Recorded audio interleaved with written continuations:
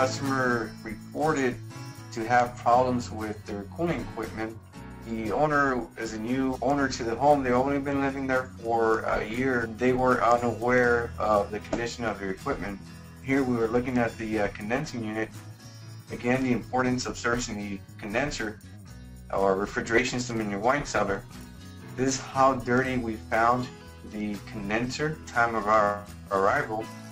As you guys can see, it's very, very, very dirty. This restricts airflow through the condenser, which is behind that dirt and buildup.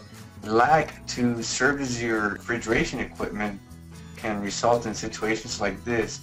Unfortunately for this unit here, you were getting very poor air through the condenser. Over a period of time, running the system that way can result in big issues such as bad compressor, failure of a condenser fan motor, and just other major issues. What we're going to do next right here is we're going to go ahead and clean the condenser, take care of that issue, and then we can address any other issues if needed. What causes it to get that dirty in the first place? Is there a way they can prevent that? Well, there's many factors. One, the unit, when being outside or placed outdoor locations, like in this case, it's an outdoor placement. In this case, we seem to have maybe pet hair, so maybe the previous owner had pets such as dogs, cats, something of that nature, and those pet hair end up at these units because they're always sucking in air.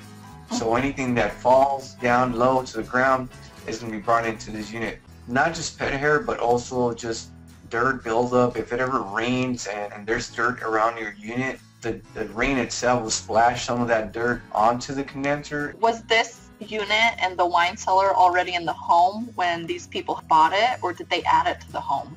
No, in this case, it was an existing system that the new owners just weren't familiar with.